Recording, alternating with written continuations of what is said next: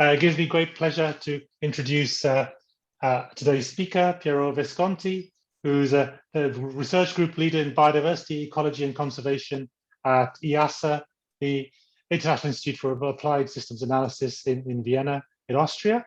And he did his PhD in conservation planning at James Cook University in Australia. And after his PhD, he's held postdoctoral positions in a variety of places in Rome, at Microsoft Research, Cambridge, in the Computational Ecology Group, and the United Nations Environment Programme World Conservation Monitoring Centre. And prior to joining IIASA, he was a joint research fellow at UCL and the Zoological Society of London, where he worked on normative scenarios for biodiversity and integrated spatial planning for biodiversity conservation, restoration, and food production. So thank you very much, Piero, for joining us, and over to you. Thank you, Yadvinder, and thanks everyone for taking the time to attend this presentation. I'll go straight ahead and share my screen. And if you can confirm that you can see my screen. Yeah, that's good. I can see it. Well.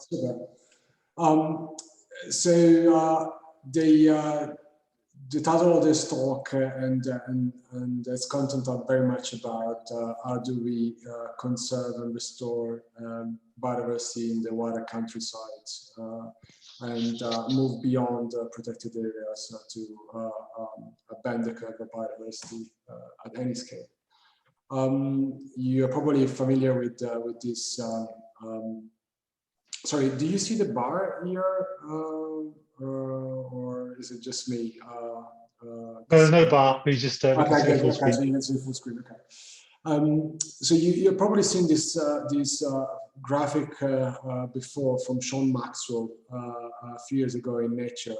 This is a list of the number of species that has been groups that have been comprehensively assessed by the IUCN, mostly vertebrate species and selected groups of plants.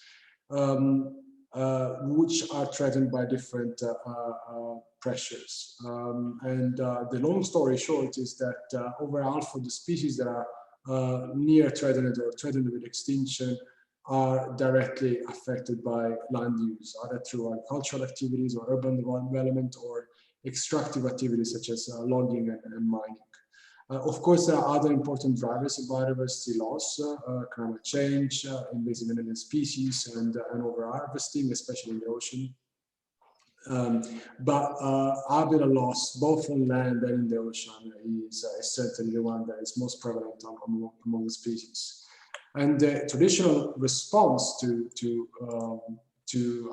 these pressures has been to establish protected areas, both on land and in the ocean.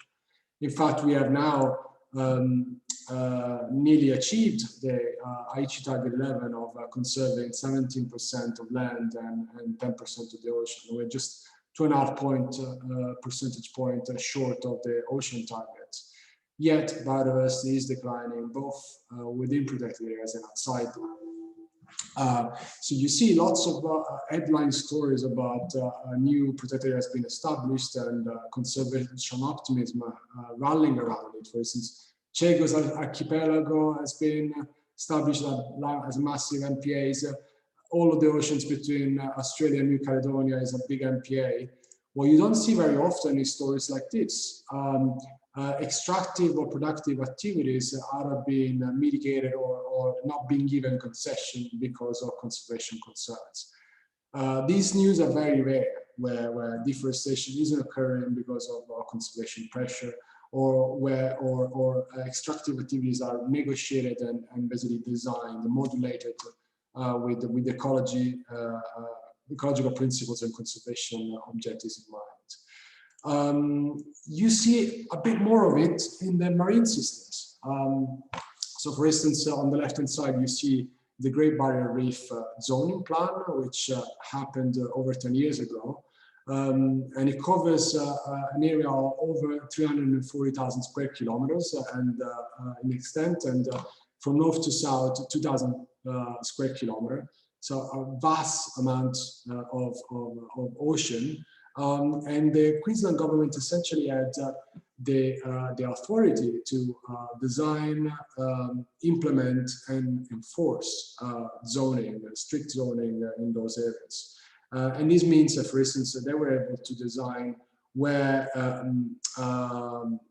are no-go areas at all, or where only recreational fisheries allowed, or only commercial fisheries allowed, or only tourism, for instance, diving sites. This is not isolated case. There are several examples of integrated marine planning. For instance, in the Caribbean, in St. Kitts, work from Vera Agostini, and works from Chiara Venier instead in the Adriatic. And so what is different about the marine systems and land and terrestrial system that makes it more likely that joint planning for different activities, including potentially damaging human activities and conservation and restoration, are planned at the same time? Well, you just need to look at the complexity of integrated planning to understand why it is slightly more likely to happen in marine systems than terrestrial systems. This is one of the most simplified framework for planning, spatial planning that I've seen around. Some of them include multiple steps. And you can see how the complexity of this process increases with the number of stakeholders that are there, and different mandates that different organizations have in terms of jurisdiction. So in the oceans, it's a bit more likely to happen because you don't have private land, you don't have commons rights. I was trying to look at how much land in UK or Italy is under some common rights, for instance, for mushroom picking or timber harvesting or grazing. And I couldn't find a figure, but I bet there is quite a lot of land where these commons actually prevail over other goals. And there is not that much complexity in terms of jurisdiction in marine systems as in terrestrial systems. I'm thinking, for instance, this hierarchy applies to Italy, where you have municipalities, provinces, regions, and then you have also catchment authorities and national parks that are not exactly nested in this administrative hierarchy, but each of them have their own administrative jurisdiction, each of them have their own management plan, and often they overlap in terms of scope, both geographic and thematic scope, and which obviously raises conflicts and problems of who actually has the right to regulate other land or freshwater use. And then, of course, the number of uses that you have on terrestrial systems is larger than the one that you have in marine, each with the different stakeholders and potentially competing needs and objectives over that same amount of land. So clearly, integrated land use planning is marred by this complexity of different jurisdiction, private property, and a number of different competing uses. However, we can't give up on it. There is now the global biodiversity framework that is being negotiated by parties and will be adopted, parties of the Convention on Biological Diversity, and adopted in Kunming in the coming autumn. They specifically state that in Target 1 that up to 50% of land and seas are globally under spatial planning to address land and sea use change. So this is beyond protected areas, which is another target, is target number 2. And it recognizes that we can't just assume that protected and conserved areas are going to be responsible for conserving biodiversity, but we have to look at the broader countryside and seascapes. And in the remainder of my presentation, I'm going to present a few technical methods that can be applied to look at integrated spatial planning on terrestrial and marine system, and very practical real-world case studies. I'm going to focus on 2 broad methods to do integrated land use planning. The first is optimization. So you formally mathematically define a problem. For instance, you want to have X% of the range of a certain number of species and X% of carbon stocks being conserved, subject to some constraints on how much budget you have in terms of area or dollars. And you basically formally solve this with some optimizers. The advantage of this is that it shows you what is possible. In an ideal world where everyone has full knowledge of the system and act in the best interest, what is the maximum potential benefit that can be achieved for each of the features that you are targeting in your plan, species, ecosystem services, or food production. And another nice thing about the optimization method is that you can explore trade-off frontiers. For instance, in this paper led by Martin Jung, that is in review at the moment, we look at trade-off frontiers between extinction risk reduction, carbon conserved, and clean water provided by protecting different percentage of land area in an optimal way. However, optimization also have several shortfalls. First of all, in order to apply these solvers, you have to greatly simplify system dynamics.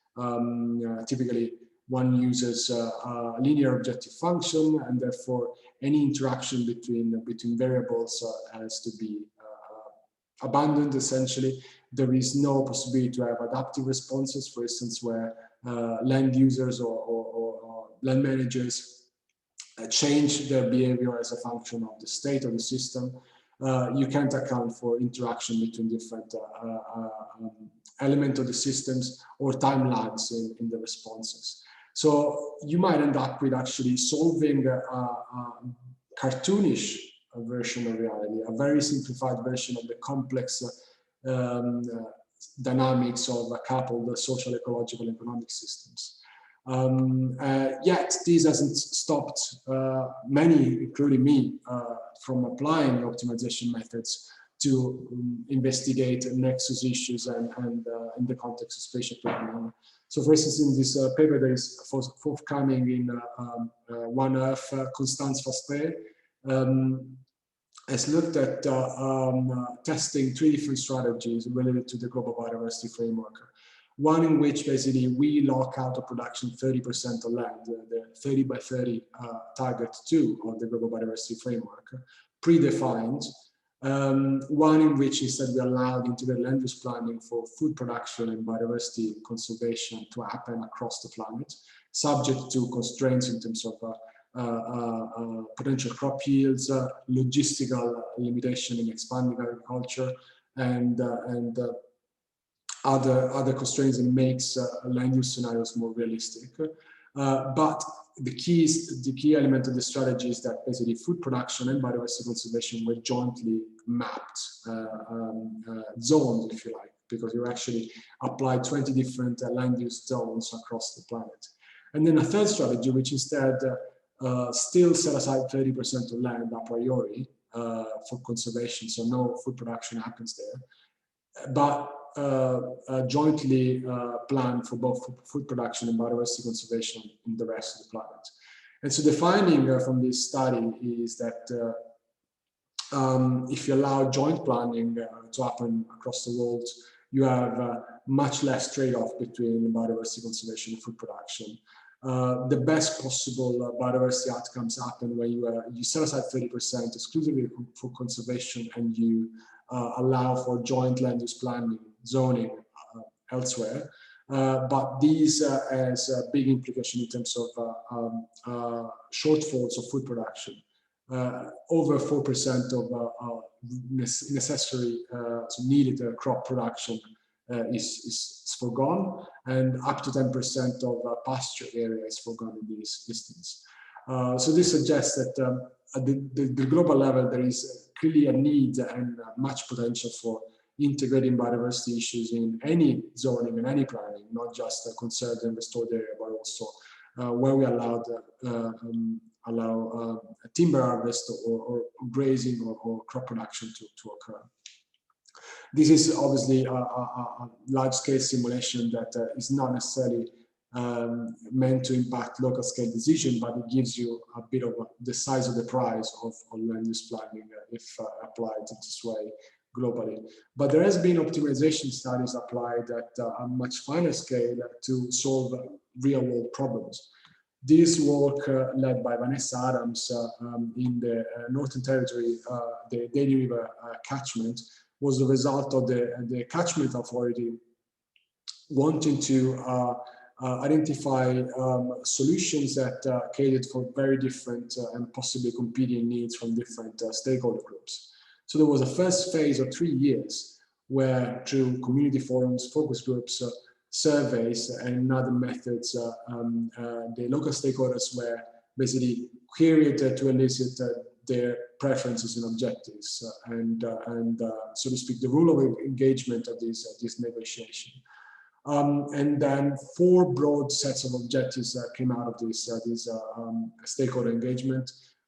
Protect sites of conservation significance, for instance, natural monuments, indigenous areas, and existing protected areas and important bird areas. And then complement this to achieve conservation targets with an additional representative sample of species habitats. And then manage fire threats to biodiversity, so prescribe burning of savanna to reduce the risk of wildfires in indigenous lands, and then support agricultural economy. This optimization was done with 6 decision variables. So areas that could be zoned to regular burning on indigenous lands, and these will be subsidized through payment for ecosystem services from carbon markets. And then rain-fed crops and 2 different types of irrigated crops, annual and perennial crops, as well as conservation areas. So in total, there were actually 5 zones that were allocated in different scenarios. Up to 20% of additional land could be cleared on top of what was already crops in these scenarios, subject to having to meet all other objectives. So this was solved using simulated annealing, which is a global search algorithm. And for those that are not familiar with it, it looks a bit like an MCMC solver, in the sense that it looks for parameters in decision space that minimize or maximize the function. In this case, is called objective function. If you are using MCMC, it would typically be a likelihood function. So all this does essentially is tries a different zoning configuration until it finds a map of zones that gets as close as possible or exceeds the target set. Then Vanessa and colleagues produce a bunch of indicators that basically mapped onto the objectives that the stakeholders have produced, and provided narrative description of these scenarios, so that the stakeholders could use some satisfaction surveys to tell back to the planning team what they liked and what they didn't like about these scenarios. And these went through a implementation phase, which I believe is still ongoing. So this is a very good example of actually how this can happen on land as well, when you have a management authority that has got the mandate and authority to make these big decisions, and is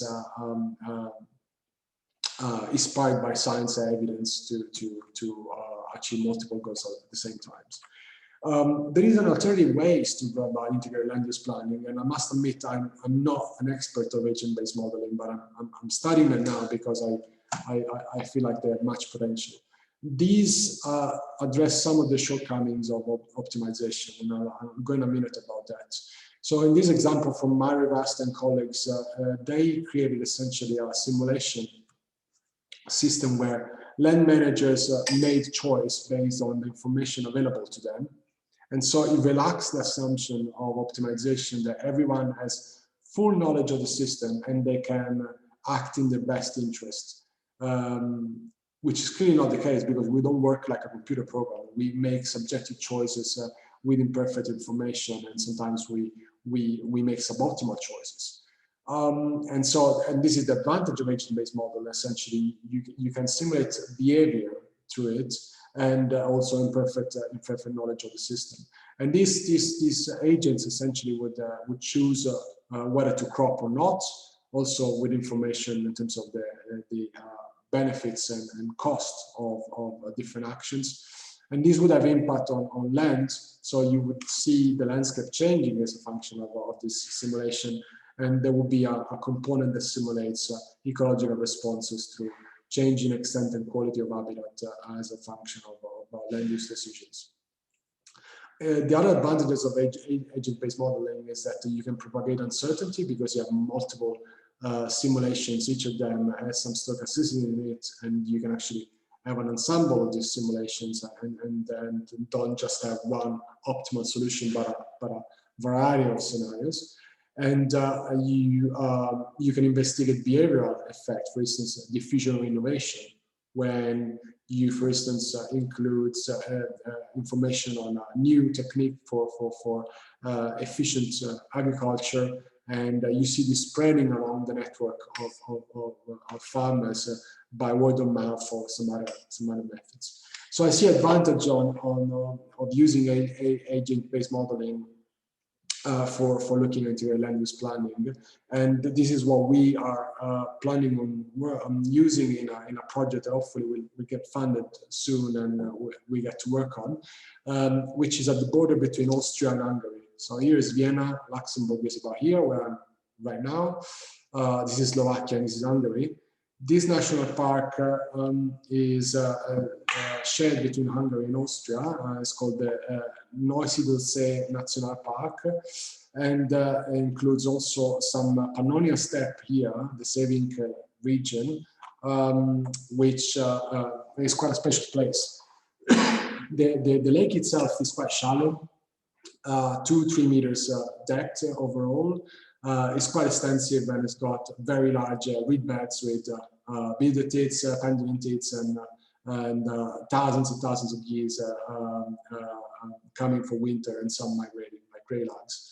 But also there is, as I said, is the westernmost part of the Pannonian steppe ecoregion, where you can see imperial eagle and ground squirrels and great bustards. And there is this other unique and threatened ecosystem, which is these salt pans. These salt ponds essentially are fundamentally replenished by groundwater, and this is the nexus issue there. The same groundwater is used for irrigating corn and other crops, and these diminishing water storage in the water table is affecting this ecosystem, where salt pans are disappearing quite fast, and the lake itself is also shrinking.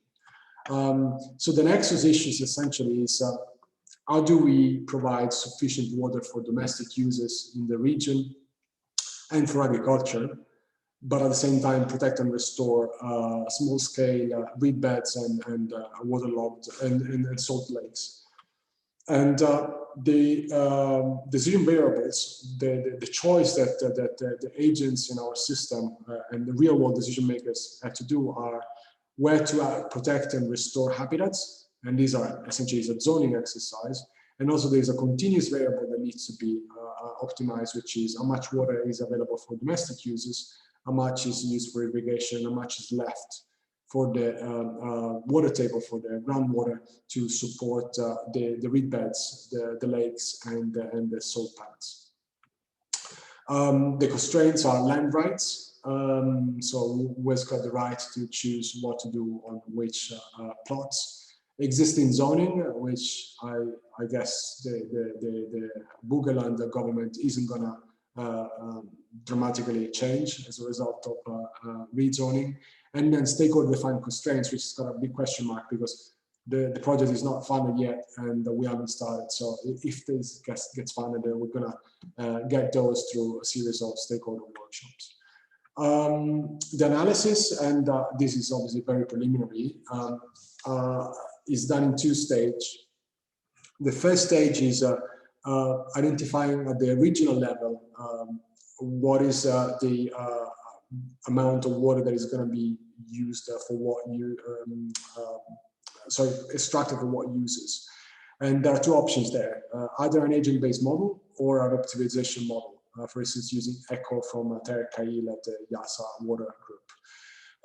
The advantage of ABM is that we can actually sit together with stakeholders, trying to understand the choices and the preferences, and simulate those and come up with scenarios that are more close to them and they can be implemented. The advantage of the optimization is that to give them some kind of blue sky ideal scenario of what if everyone gave up their imperfect knowledge and subjective preferences, and we work towards the best possible outcome across different sectors. And these are more detailed about the element of this system. But the idea is that at the first stage, we essentially come up with stocks of water and flows of water across the water table and to different systems, including amount of water that stays for ecosystems.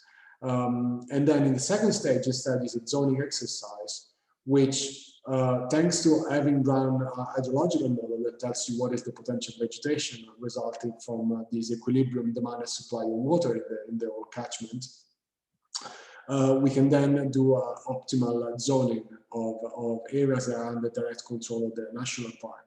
So which areas do we restore and which areas do we protect, knowing how much water is available for ecosystems. And we do this zoning in a way that basically increase the amount of habitat that support species for which Burgenland has got an important responsibility and they are threatened with extinction in the region. The expected results and impact of these studies is we're going to look at trade-off analysis and realistic as well as optimal water management scenarios, depending on whether we use ABM or optimization scenarios.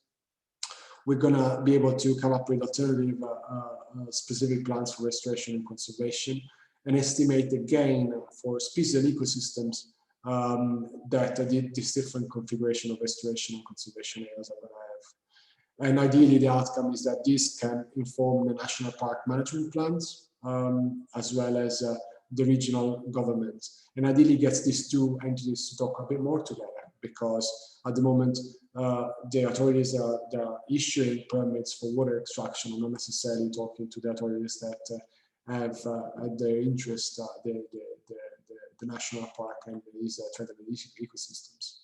So we hope that this is going to be an opportunity for them to come together, understand each other, and then find some common grounds. This is my last practical example of work that IIASA is doing on the system. Work that we found out last week that got funded. So I'm very pleased to talk about it. And it's about the Bhima Basin in southwestern India.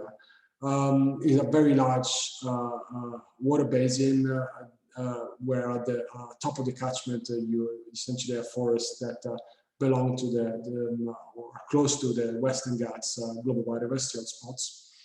And the nexus issue there again has got to do with water because you have farmers at the top of the catchment that can have access to reservoir water or can drill boreholes to extract water directly from there, and then basically produce water-intensive cash crops and make a higher revenue.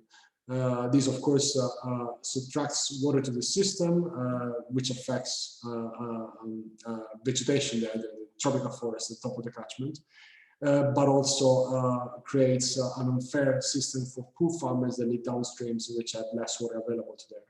This is a bit of a game theoretic exercise because clearly individual choice worsens the outcomes for everyone, because at some point also this system is going to collapse if too much water is extracted at the top of the catchment.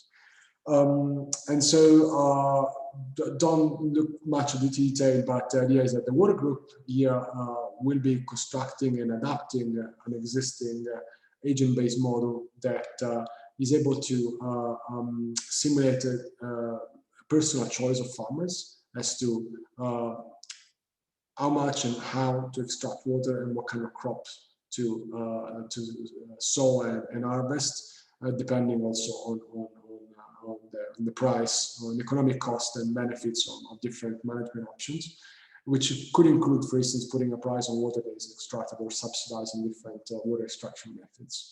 And the key thing is that and that's where my group, biodiversity group, IIASA, gets involved, is we're going to bring in a bit more ecology into the system, where we're going to, for instance, include different evapotranspiration parameters for different vegetation types in this hydrological model, as well as different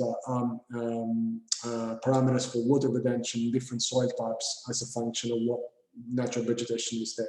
So bringing more ecological realism in this hydrological model, as well as eliciting personal preferences from local stakeholders, which include biodiversity and ecosystem services, which at the moment have been overlooked in these nexus issues between food production, biodiversity conservation, and climate change mitigation, which has got water at the center of it. Some details about how this is going to work, which I can probably skip, but essentially the HBM is going to work at a very, very fine resolution, simulating a landowner's decision, and this propagates through the system and results in land cover and land use map, which we can use to assess biodiversity outcomes as well as water availability. And the expected results and impacts is that we'll be co-creating with stakeholders, something that is as close as possible a model to ecological realism. So no longer a caricature of reality, but something that stakeholders see as realistic and truly stimulating their behavior, therefore having some buy-in from them when we are about to communicate our results and hopefully inform their choices. This is probably going to be one of, if not the largest ABM in terms of extent of the analysis and number of farmers or agents simulated, millions of individual farmers. And again, it's going to couple, at least for IIASA for the first time, hydrological models and ecological models together to have dynamic feedback and reciprocal feedback between them, and not just one way. And ideally, this is going to unravel some synergies and trade-off between different objectives, and be able to get a better understanding of these nexus issues, and hopefully inform positive management strategies for water and land in this basin in the year to come. And there's a long list of stakeholders that have been already enrolled for this, so hopefully this is not just going to stay at the academic level, but it's going to have some real world impact. Up until now, I've been discussing of integrated land use planning that has got a lot of science in it and fancy tools, but I need to recognize that not all decisions are done like that. In fact, the vast majority are based on people sketching on a piece of paper and doing some very basic GIS overlays. And this is by no means a bad way to do things.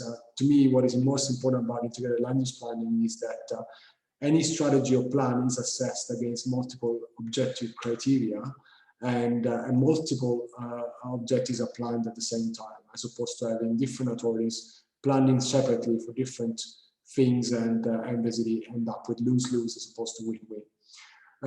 One positive example of using software tools is the Turin Green Belt, which basically is a long-term strategy of containment measures around the city of Turin to basically mitigate the impact of urban sprawl and actually guide urban green space towards amenities as well as biodiversity benefits. And so this wasn't an optimization exercise on ABM. It was more coming up with a strategy that provided very clear criteria and objective as to what the strategy should achieve in the next 10 or 20 years. And this strategy basically was the benchmark against every single project in the future and in the recent past has been assessed in Turin. So anytime there was a local municipality that was applying to do some development or changes, and anytime there was funding available from economic programs at the Italian level, everything was tested again and basically screened against this strategy. So there was a common system to basically evaluate all of these projects that pushed in the same direction.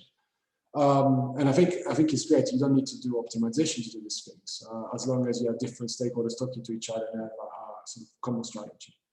So to conclude, there are lots of obvious benefits of integrated spatial planning. One obvious one is integration across policies. So climate change policy, food production policies, conservation policies, and across actors at different scales of governance. So vertical integration from local decision makers to municipality to regions to national governments. And this integration achieves several positive things. Synergies between policies, avoid duplications of roles and redundancies and waste, and promote consistency, because if you have integration, it means that you have to come up with common definitions, procedure, management, and this in itself also leads to increasing transparency and accountability.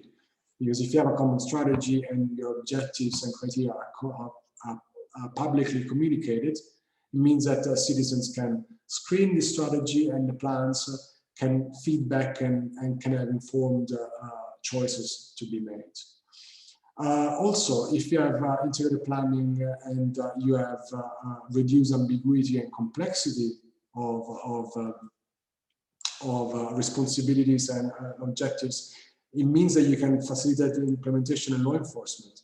And I'm going to make a very practical example. The place where I am now is a park that is at the same time within a Natura 2000 site, much larger than this park, but it's also a park that is managed for tourism and for local attraction. So there is two different management authorities that oversee the same piece of land with different mandate and different objectives, but ambiguous and overlapping responsibility, which clearly does not benefit the park at all. Finally, I think integration of spatial planning can achieve cross-cutting goals, which don't belong specifically to any single strategy or plans. For instance, I'm thinking urban planning is a case in point where you can have cross-cutting goals of improving people's livelihoods as well as mitigating climate change. So neither policy or management can achieve on its own, but you have these emerging goals that can be achieved through putting together different agendas and different planning instruments as well. And finally, greater understanding of complex system dynamics, because you are bringing together different systems under one common framework, and then you can look at the interaction between these systems. As for instance, I showed for the Beam Amazing and the Saving case study. And this is my last slide. In order to overcome these barriers, I think, and this is probably too short a list, there are probably more things that we need to think about. We need common tools, I mean common spatial planning tools and methods in databases, so that everyone has got access to also ecological knowledge and ecological data and terminology. Because as I'm experiencing with a student that works on urban planning, landscape planners and architects use very different terms from us ecologists to talk about the same thing.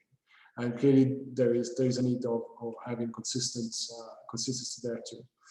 I think we need to train practitioners in advanced spatial analysis, ecology. I don't know how many ecologists are in the land use planning authorities where you live, but not many in Italy where I'm from. More training in conservation as well as in optimization. I think we need to simplify planning instruments and processes, and I see that there is a tendency towards that, at least in the context I'm more familiar with, as well as a consolidation of responsibilities. I'm seeing that there is a more grouping of responsibilities and simplification, but obviously much more is needed if we want to mainstream integrated spatial planning, especially in the context of biodiversity conservation. And with that, I thank you for listening, and I'm welcome to take any questions. Okay, thank you, Piero.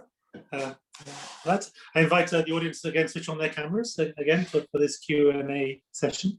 And so we could either, I can't see the chat on my current form, so I suggest either just raise your hand or or either visually or just raise your hand through the Zoom app to ask a question.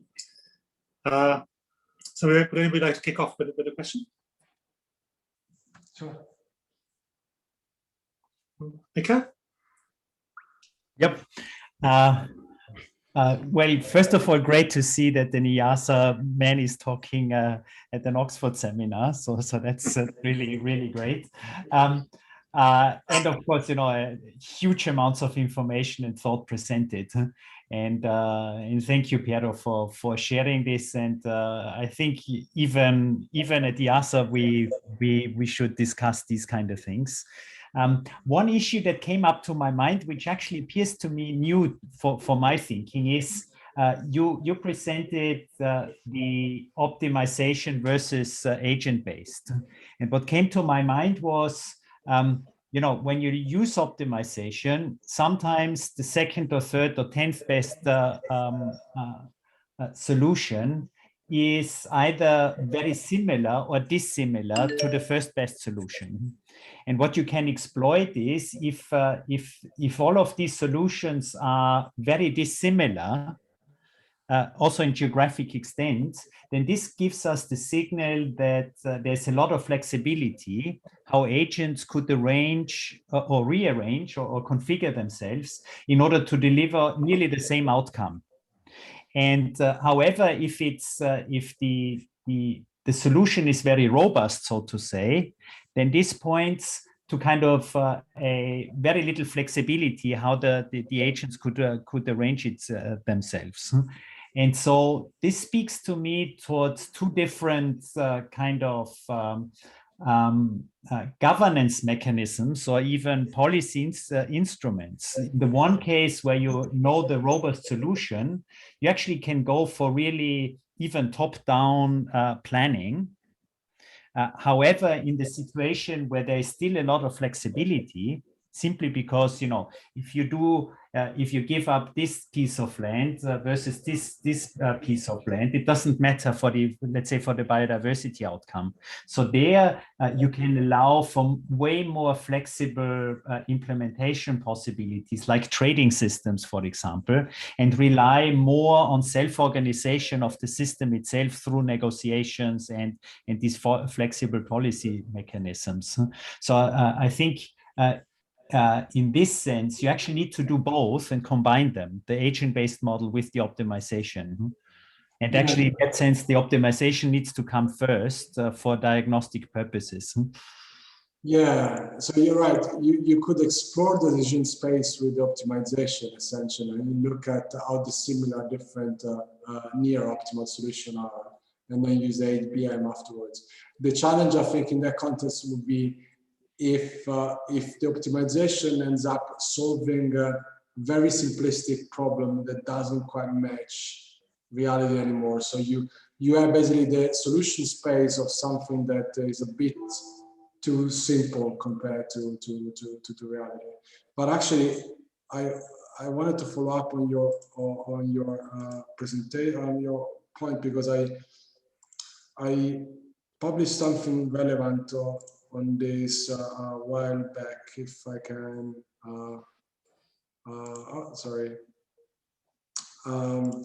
which is, sorry, I can't seem to share the screen anymore. There you go. Can you see that? Something started yet. Is basically one way to go about this is you have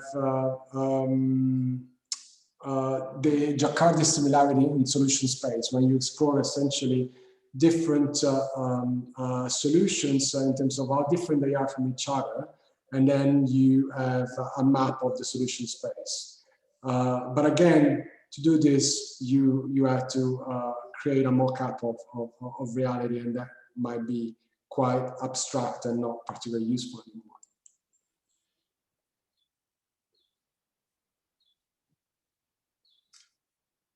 Okay, thank you. Any more questions? Sorry, not a question. Not a question. Just something of interest. Britain is changing to a different farming subsidy called environmental land management, and I wonder how that might affect biodiversity and things in Britain in future. Sorry, I didn't catch the question. Could you repeat? So it's not strictly a question, it's more an observation that in Britain, the farm subsidies are changing to something called environmental land management subsidies, rather than subsidies for the size of farm and things. So it'd be interesting how that affects farming and biodiversity going forward. Yeah, so does this mean that the farmers will be recognized more as land stewards rather than food producers? That's the idea, yes. That to me in itself already is a step in the right direction, where you are thinking about multifunctional landscapes as opposed to food production systems, essentially. Yeah, if I can add a few things, that's something that's particularly interesting to me at the moment as well. This the shift in the UK's land and where biodiversity is now an equal priority in some cases to food production and other ecosystem services like climate change mitigation and flood water. So I think it's an interesting context in which this sort of integrated planning needs to be thought through. And how do we still have livelihoods and food production while now prioritizing nature recovery in lots of different strands? I think it'd be great to think about how we can more specifically apply this to concrete examples in this very dynamic context in the UK now. Absolutely. I think UK has got obviously a big possibility to basically now that is no longer subject to the common agricultural policy to do something really transformative in the right direction. Yeah.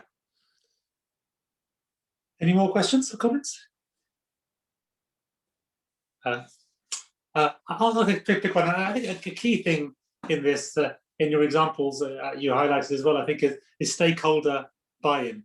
To what are the key challenges is for these models to not just be academic exercises that end up in reports or in academic papers and are really used by stakeholders in whatever context in their planning. And what's in your experience, what are the processes that have been successful in bringing that engagement at a practical level in the projects you mentioned, for example? Yeah, so I actually don't have much experience with working directly with stakeholders, so I can only report on what my colleagues that have been in this workshop can say.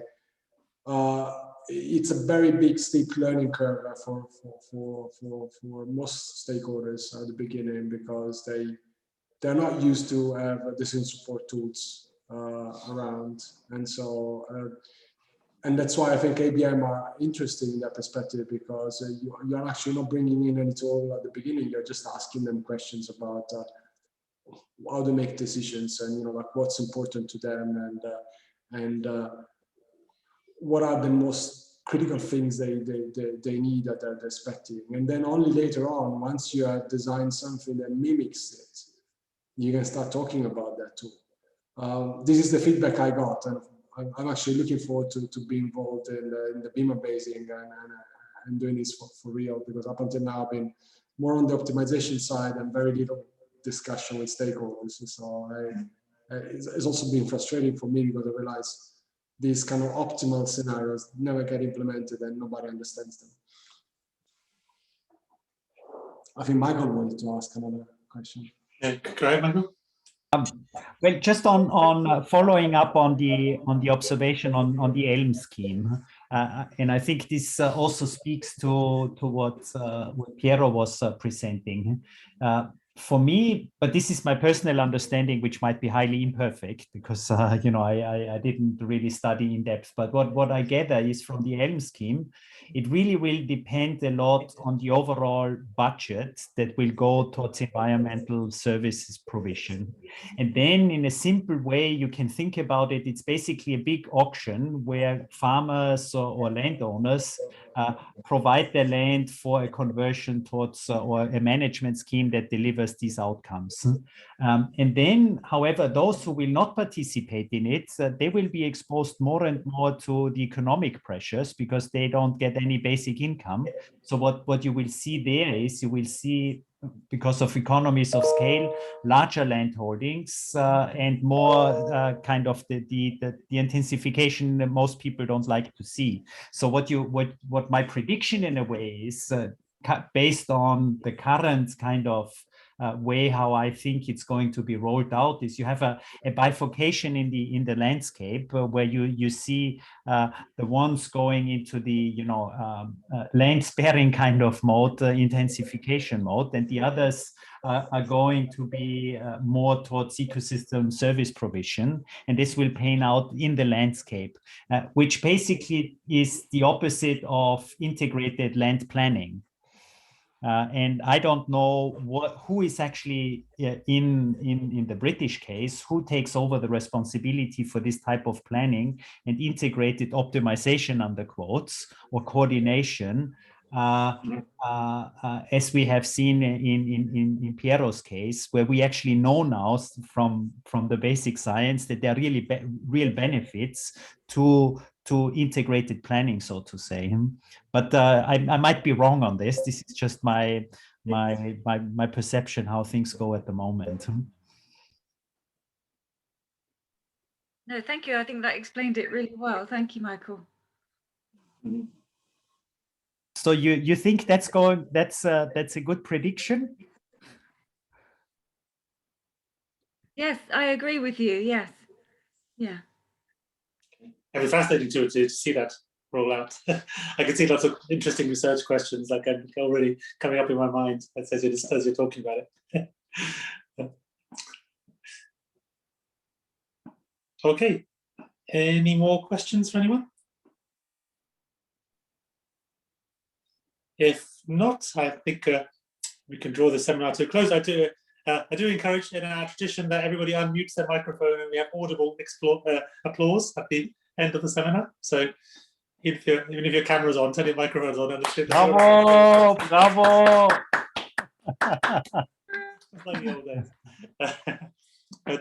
But thank you, Piero, and fascinating work. And I really look forward to developing this link between Oxford and the IIASA and exploring the application of some of these tools. And I think, as Lucille mentioned, I think ELMS might be actually at the UK context of this complete upheaval in how land is being thought through. Could be a really interesting application for some of these tools to think through. Absolutely, yeah, I look forward to it as well. Okay, thanks. Great. Thank you. Thank you, everyone. Have a great weekend. And you, bye. Bye.